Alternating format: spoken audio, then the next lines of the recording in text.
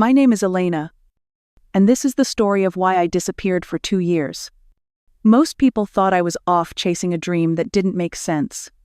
In some ways, they weren't wrong, but not for the reasons they believed. I grew up in a house where silence was used more than praise, where being right mattered more than being understood. My parents are both attorneys, and I was their only child. Everything about my childhood was structured, disciplined, and sharply defined. I went to Yale because I was supposed to. I majored in political science because it made sense. And when I landed a position in a policy office in Washington, my family finally looked at me like I belonged. They never asked if I was happy. Maybe they assumed that success would be enough to fill in the rest. But the truth is, I was slowly folding in on myself, pretending I was proud of a version of me I didn't recognize. I remember the exact morning it broke. I was walking down Connecticut Avenue in heels that pinched my toes, holding a coffee I didn't even want. And I caught my reflection in a window. I looked like someone else's idea of who I was supposed to be. That same night, I booked a flight home to Colorado. I didn't even give a reason. I just left. A week later, I had a part-time job at a co-op hardware store and a journal full of sketches and questions I hadn't let myself ask in years. When my mom found out, she told me I was wasting my degree. My dad didn't say anything. My extended family acted like I was going through a phase and would come back once I got tired of playing inventor. But I wasn't inventing. I was rediscovering. I was learning how energy worked, how sunlight could be stored differently, how small shifts in design could change the way a community lives. I lived simply. I shared a rental with 2 roommates who didn't care where I went to college. I rode a secondhand bike through the canyons every morning before work. For the first time in years, I could breathe. I didn't tell anyone what I was building. Not because I was ashamed, but because I needed it to grow outside the shadow of expectations. For 2 years, I kept my head down. I made mistakes. I burned through savings. But I also found clarity, something that never fit inside a resume. So when people say I disappeared, they're not entirely wrong. I vanished from a world I no longer wanted to perform in. But I didn't disappear to hide. I disappeared to build. The message came on a Thursday. It was from my sister, Anna, who usually only reached out for birthdays, holidays, or when she needed to forward a resume. This time, it simply said, "We're having a family meeting next weekend to talk about the future. You should come." I read it twice before locking my phone and tossing it on the kitchen counter, like it burned me. My roommates were in the living room, arguing over thermostat settings again. But all I could hear was that word future. As if I hadn't been living one of my own for the past 2 years. The last time I'd spoken to Anna, she told me I was being selfish for quitting. She said Mom cried after every family gathering because no one could explain to their friends what I was doing anymore. Apparently, my career shift had become a PR problem. So no. I didn't exactly leap at the invitation. I spent the next 2 days pretending I hadn't seen it. I told myself I was too busy, that I had work at the lab, that I needed to rest before the new prototype test. But the truth was simpler. I didn't want to walk into a room where my presence felt like an inconvenience, where love had conditions and curiosity came second to critique, where success only counted if it could be measured in titles and framed certificates. Still, something kept nagging at me. Maybe it was the way Anna had written, "You should come" instead of "We want you there." Maybe it was the fact that she'd said family meeting like it was a boardroom. Or maybe I was just tired of pretending their silence didn't still sting. I waited until the night before to reply. I kept it short. Just said I'd be there. Then I stared at the screen a little longer, half hoping someone would follow up with something warmer. No one did. Packing was easy. I still had a small duffel bag tucked in the back of my closet, next to the winter coat I hadn't touched since D.C. I almost left it behind again. The idea of walking into that house felt like dragging myself into a memory that had grown sharp around the edges. But curiosity has a way of pulling you places your pride won't admit you still care about. I wanted to see if anything had changed. I wanted to see if I had changed enough to face it without folding. The drive home was long. Colorado roads stretch in ways D.C. highways never could. I played music. Then silence. Then the same 3 songs on loop, because I couldn't decide what mood I was supposed to be in. When I pulled into the old driveway, everything looked the same. The porch light was still that pale yellow I used to stare at during high school arguments. The doorbell still leaned slightly to the left. It was like stepping into a photo you thought you'd thrown away but kept anyway. Just in case. I sat in the car for 5 minutes before getting out. Not because I was afraid of them, but because I wasn't sure what version of me they were expecting, and I wasn't sure I wanted to meet her either. I took a deep breath, grabbed my bag, and walked up the steps. Part of me hoped no one would answer. Part of me hoped someone would say they were glad I came. Neither happened. Anna opened the door like she was expecting a delivery. Not her only sister. She nodded once and moved aside. Inside. The house still smelled like lemon cleaner and coffee. No one finished. The family meeting hadn't started yet. But I already felt like the conversation had moved on without me years ago.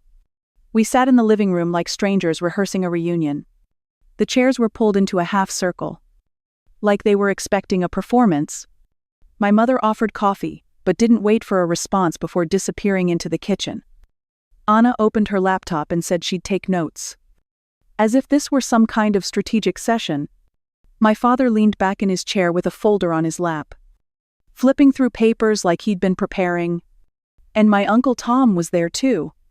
Which was strange, since he never showed up unless something needed fixing or someone needed lecturing. No one asked how I was. No one said it was good to see me. The first thing out of Anna's mouth was a sigh about how hard it had been holding things together lately, and how maybe we should all think about what comes next for the family. I just listened. I didn't want to interrupt whatever script they had prepared. My mother returned with coffee and placed it in front of me like an offering she didn't mean. She sat down and said I looked tired. It wasn't concern. It was judgment wrapped in politeness. Then it began. My dad spoke first. He asked if I had any plans to return to the field I was trained in. He used that phrase exactly. Like my life was some off-ramp I took by mistake. I told him I was doing work I believed in. He didn't ask what that meant. Tom chimed in with something about the importance of stability and how the world was tough on women who made impractical choices. Anna just nodded along, typing away. I looked at her hands more than her face. It felt like a panel review. Not a family conversation.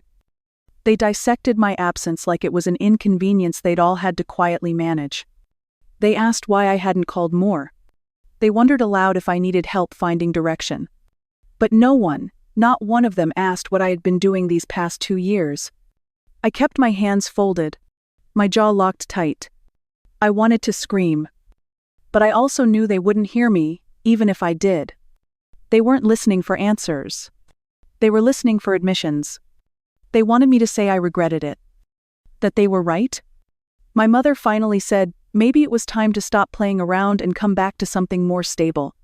She used that word again. Stable. Like a cage is stable too. If you lock it well enough. I looked around the room and realized I wasn't even angry. I was tired. Tired of being reduced to a decision I made 2 years ago. Tired of pretending their version of success was the only version that counted. Tired of sitting in rooms where love had prerequisites. I waited until the room grew quiet. Until the last suggestion about resumes and second chances faded out. And then I spoke. Slowly. Calmly. The kind of calm that doesn't come from peace, but from the last reserve of strength. Not once did you ask me what I've been doing. You just assumed I was failing. The silence that followed was the first honest thing that happened all night. No one looked me in the eye. Anna stopped typing. My father shuffled his papers like the air had thickened. I didn't elaborate. I didn't fill the silence. I let it stretch.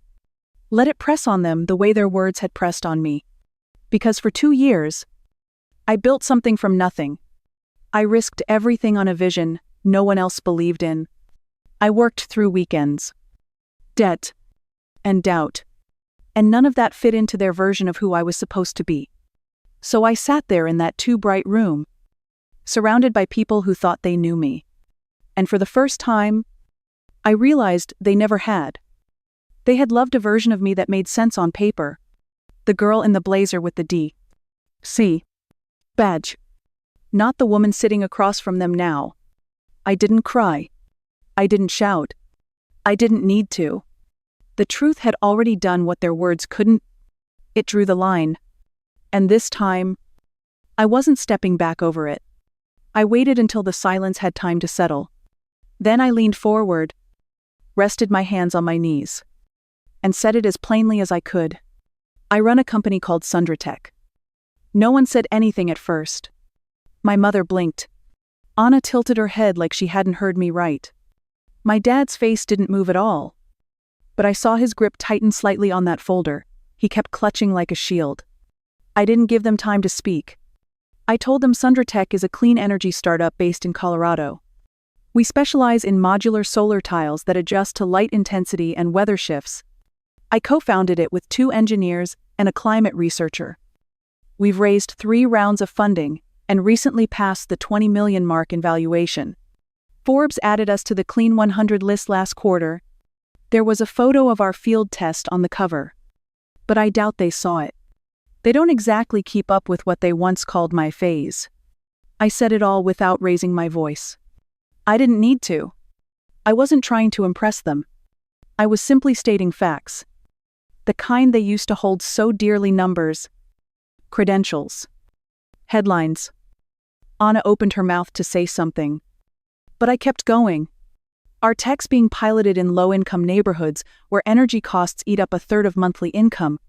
We're building partnerships, not just products. And we're doing it without cutting corners or waiting for someone else to solve the problem first. No one interrupted me. For once, no one tried to pivot the conversation. Maybe they were stunned. Maybe they were calculating how much of it could be true. Or maybe, deep down, they knew they had never really asked the right questions. When I finished, I leaned back and folded my arms. I didn't smile. I didn't search their faces for approval. I just let the truth land where it needed to. This wasn't about proving them wrong. It was about reclaiming the space they had emptied of belief. And for the first time since walking into that house, I felt the balance shift. My father cleared his throat like he was ready to regain control of the room. He asked if this company of mine was self-sustaining or still living off investor fantasy. I almost smiled. That kind of condescension used to cut deep. Now it just sounded dated. So I answered him. Sundratech is funded. Yes. By private equity, green capital, and venture firms that understand the value of long-term infrastructure. One of those firms is Horizon Green Ventures. That name hit differently. I saw it. A flicker in Anna's eyes. A sharp breath from across the room. She exchanged a look with her husband, Ryan, who, until that moment, had been unusually quiet. That silence now made sense. I let it hang for a moment. Then I turned to Ryan and asked how his team was doing. He muttered that things were still in talks with Horizon, trying to pivot.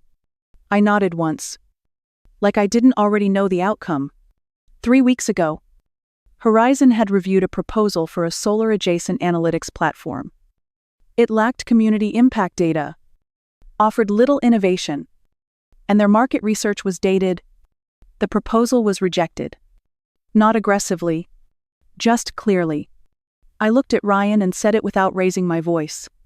Your pitch was rejected because I run the firm that reviewed it. No one moved. Not Anna. Not my parents. Not even Tom, who always had something to say. It was the kind of silence you could drop a pin into and hear it echo. I didn't gloat. I didn't offer clarification. The information was enough, not to hurt, but to inform. This was the part they never saw coming. The woman they thought had gone off chasing dreams wasn't just building something real. She had built enough to sit on the other side of their table and quietly close the door. I sipped my coffee. It had gone cold. But I didn't care. The heat was in the room now. And I didn't need to say another word. They thought I disappeared because I couldn't keep up. That I gave up on ambition. Or burned out chasing something naive. The truth is, I was never lost. I just stopped following their map. For the past 2 years, I've been working on something I didn't think I'd ever have the courage to build. A smart solar infrastructure designed not for luxury homes or tech campuses, but for real communities' forgotten neighborhoods, trailer parks, reservation towns, low-income housing zones that never make it into glossy brochures. We call it SundraGrid. It's modular, low-cost, and designed to adapt to local climates with minimal maintenance. That means no bulky panels, no complicated installs, no fossil fuel fallback. Just simple, clean power that can lower bills and stabilize lives. Right now, it's active in over 60 residential zones across Colorado. I could give you the stats how we cut energy costs by 32%, on average, and how we've created jobs in 8 counties. How kids in one community center now have lights and internet for the first time in a year. But those aren't the reasons I keep going. What matters is the grandmother in Pueblo who told me her grandchildren can now study after sunset. The single mom in Aurora who can finally afford groceries without skipping a power payment. The tribal elder in San Luis who said this was the first time anyone brought them technology for their people. Not on their land. I didn't build SundraTech for headlines. I built it because I was tired of waiting for someone else to care enough. I built it because I was done asking for permission to help. And I built it knowing it wouldn't earn me applause from dinner parties or LinkedIn endorsements. This was never about proving anything to the world that dismissed me. It was about showing up for the world that needed something better. People talk about clean energy like it's only for the future. But they forget there are people who need it right now. Not because it's trendy, because it's survival. Every piece of SundraGrid is designed to be repairable by local techs. We train residents, not outside contractors. We hire from within. That's part of our model, no solutions without inclusion. I've stood in trailer lots at dawn, wiring prototype sensors while frost bit through my gloves. I've negotiated permits in town halls where no one had ever seen a Latina engineer before. I've failed tests, rewritten code at midnight, and cried in rented basements because sometimes it felt like the weight of it would crush me. But I never once thought of quitting. Because every delay, every rejection, every uninspired grant review reminded me why it had to be us doing this, not waiting for approval from a system that never saw us to begin with. So when I sat in that living room full of raised eyebrows and careful silence, I didn't feel ashamed. I felt grounded. I wasn't gone. I was building. And not just a company, but a way forward for people like me, and for people no one else bothered to include. The night after the family dinner, I sat alone in my apartment with the lights off. Just the hum of the fridge and the soft tick of the old clock above the sink. My bag was still by the door. I hadn't even taken off my coat. The phone buzzed once. Then again. Then again. I didn't pick it up. I let it vibrate across the table until it stopped on its own. The first message was from my mother. She said the evening had been unexpected, and that she hoped I didn't take things the wrong way. She added a note about my hair. Said it looked nice. Like that could erase years of silence. Then came Anna's message. She wanted to talk, maybe over coffee. Maybe next week. She said she had no idea what SundraTech actually was, but that it sounded impressive. She didn't apologize. She never did. More buzzes followed. My old supervisor from D.C., the one who once told me passion was dangerous in policy work, said he'd read something about our pilot program. Asked if I was open to collaboration. I stared at that message a little longer, then locked the screen. Even Ryan had sent a brief text. No words. Just a thumbs-up emoji and a link to an energy trade article. The same Ryan who told me to be realistic when I first mentioned community solar. The same Ryan whose proposal had crossed my desk last month and never made it past evaluation. And then there was Noah, my ex. We hadn't spoken since I left D.C. without warning. His message said he was proud of me. That he always knew I was capable of something big. He hadn't. He just hated that I left before he could frame the ending. I didn't reply to any of them. Not out of anger. Not out of pettiness. But because I didn't need their validation anymore. Their recognition came too late. Offered only after the outcome had shifted in my favor. What they called admiration now was just relief that I'd turned out respectable in their eyes. But I didn't build this life to earn a seat at their table. I built it because I finally stopped needing to be invited. The phone buzzed again. I didn't move. Not even a glance. Some silences feel like distance. But this one felt like power. It was almost midnight when the final buzz came. I had turned my phone face down. But something about the pause between notifications made me look. One new message. No preview. Just a name I hadn't seen light up my screen in over a year. Dad. He never texted. He barely called. He was the kind of man who showed up at graduations, shook your hand like a colleague, and left before dessert. If he had feelings, they lived somewhere behind the weather and stock reports he shared instead of affection. I unlocked the phone, expecting something clipped. Maybe a link. Maybe a delayed thought from the evening that would land with all the warmth of a closing argument. But it wasn't that. It was one sentence. I read the article. I was wrong. No punctuation. No explanation. Just that. 8 words that dropped into my chest heavier than anything I'd heard in that living room earlier. I stared at the message for a long time. Not because I didn't believe it, but because I didn't know what to do with it. There was no defense. No justification. And from him, that was as close to an apology as the sky, letting in light after months of gray. I didn't cry. I didn't rush to answer. I let the moment sit, breathing in its own quiet. Because this wasn't about forgiveness. It wasn't even about healing. It was about being seen by the one person who had always looked through me. Not at me. He didn't ask me to call. He didn't ask for anything. He just gave me a sentence I hadn't realized I'd been waiting for my entire life. I locked the phone and placed it gently on the windowsill beside my desk.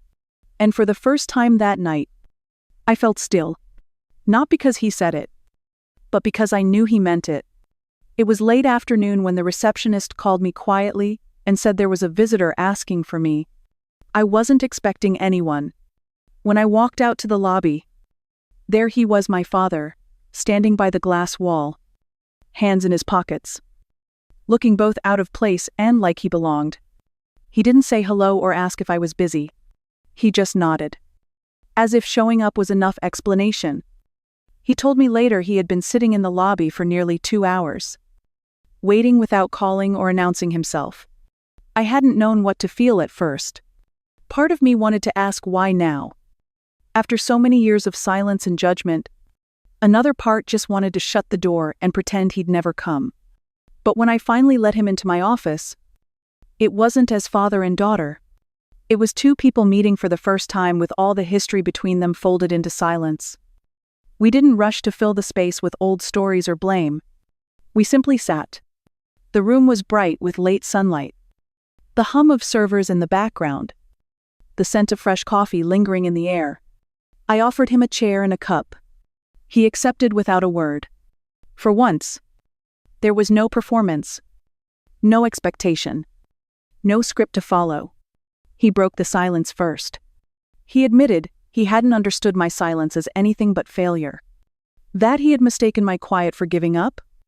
He said he thought I was lost, when really I was building something no one had bothered to see. I told him I didn't need his approval. Not then.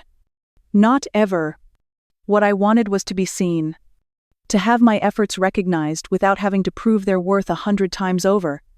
We talked about things we hadn't dared to discuss before, the pressure of living up to expectations. The cost of choosing a different path. The distance that grew between us, not out of hatred, but out of misunderstanding. He didn't apologize with empty words, but his presence spoke louder. The fact that he had waited, that he had come without demanding, was enough. It was the kind of acceptance that doesn't erase the past, but opens a door to something new. By the end of the afternoon, I realized healing wasn't about fixing what was broken. It was about creating space for what could be. We left the office that day not as a father and daughter defined by roles, but as two people willing to try again. And in that quiet moment, I felt a weight lift, not because he said the words I wanted, but because he finally understood that my silence was a strategy, not a surrender. I invited my family to Sundratech headquarters the following week. It wasn't a casual visit or a chance to smooth over old wounds. It was a deliberate unveiling, an opportunity to witness what had been building in silence all these years. The lobby greeted them with clean lines and natural light flooding through floor-to-ceiling windows. Walls displayed blueprints and photos of community projects. There was no grand ceremony, no fanfare, just the quiet confidence of a space built with purpose. I started by walking them through our mission, not just to innovate, but to empower, to bring clean, affordable energy to places that had been left out of the conversation for too long. I showed them data from our deployments in underserved neighborhoods, explained how each technology decision centered on sustainability and inclusion. No one interrupted. No one raised skeptical questions or doubted the numbers. They listened. Their eyes followed the charts, the maps, the testimonials from families whose lives had changed. I took them to the lab where engineers tested new solar tiles under artificial weather conditions. I introduced them to the team, diverse, passionate, relentless, faces that reflected the community we served, not just the tech industry's typical blueprint. When I spoke about Solar Bloom, our upcoming international platform that connects communities, providers, and policymakers, there was a shift. The kind of silence that holds awe and quiet respect. I watched as my parents exchanged a glance, less judgment, more recognition. Anna stayed quiet but nodded subtly. Even Uncle Tom, who usually carried a cloud of doubt, seemed absorbed. I didn't brag or defend. I simply laid out the truth of what we had built, the impact we were making, and the vision driving every late night and tough decision. This wasn't about winning an argument. It was about showing them what it looked like to turn dreams into reality without the noise of expectation or permission. As we walked back through the lobby, I could feel the air had shifted between us. Not all wounds were healed. Not all questions answered. But for the first time, they saw me, not just as their daughter who disappeared, but as a leader, a builder, someone who had quietly rewritten the story. And that meeting, without speeches or applause, was one they would never forget. If you've ever been underestimated, you know how heavy silence can feel. Maybe it was a family member who doubted your choices, a colleague who dismissed your ideas, or a world that labeled you before giving you a chance. I've been there too, sitting in rooms where my voice felt small and my dreams too big. But here's something I learned: you don't have to shout to be heard. Sometimes, the loudest thing you can do is keep building. Quietly, patiently, with steady hands and unwavering belief. Success isn't always a spotlight. Sometimes it's the steady glow that grows until no one can ignore it. I invite you to share your stories. What have you built when no one was watching? How did you prove them wrong? Not with anger, but with resilience. Your experiences matter. And together, we can create a community where being underestimated is just the start of a powerful journey. Remember, your worth isn't defined by who doubts you. It's defined by what you choose to build despite them. The dinner was held in the sleek conference room of Sundratech's headquarters. The long table was set simply but thoughtfully, with plates reflecting the diversity of our community outreach, fresh, vibrant, and intentional. The atmosphere was quiet, a cautious calm hanging over the room like the moments before a storm. Everyone was present: my parents, Anna and Ryan, Uncle Tom, even a few colleagues who had come to witness the moment. There were no forced smiles or small talk to fill the space. For once, the noise of judgment was replaced by an openness that felt fragile but real. I began by sharing the story of Solar Bloom, our new platform that was on the brink of launching internationally. It's designed to connect communities, providers, and policymakers in a seamless network focused on sustainable energy access and shared growth. I explained how Solar Bloom isn't just technology, it's a movement to redefine who gets to participate in the future. I noticed my family listening. Really listening. Without interruptions or dismissive glances. They asked questions not to challenge, but to understand. It was a different kind of engagement. The kind I hadn't expected, but quietly hoped for. The conversation shifted from skepticism to curiosity. When I spoke about the global impact we aimed for, their expressions softened. They were seeing a vision bigger than their own doubts. They were seeing me. Not just the daughter who walked away. No apologies were exchanged. No old wounds reopened. Instead, there was a mutual recognition that something new was taking root. I wasn't asking for acceptance. I was presenting my truth on my own terms. That dinner changed nothing in the way they had once defined me, but it changed everything in the way I defined myself. It was a quiet reclaiming of space. A rewriting of the story that I had long needed to tell. As the night ended, I realized this was the beginning not of approval but of a chapter where I led. And they finally followed. The last stop on the tour was a quiet hallway lined with photos from my childhood. One caught my eye, a picture of me, no older than 7. Sitting cross-legged on the floor with a Lego wind turbine clutched between my hands. My face was serious, full of determination that felt both timeless and fragile. I stood there for a moment, tracing the edges of the frame with my eyes. That little girl wasn't wrong. She wasn't lost or foolish. She was simply ahead of her time. I whispered softly, more to myself than anyone else, that we weren't wrong. They just weren't ready to see. The room held its breath, filled with the weight of unspoken stories and unseen struggles. That simple image carried the echoes of every doubt faced and every barrier broken. It was a quiet testament to the power of believing in something beyond what others could understand. In that stillness, I felt the journey come full circle, not as a victory shouted from rooftops, but as a steady light burning quietly, unwavering and true.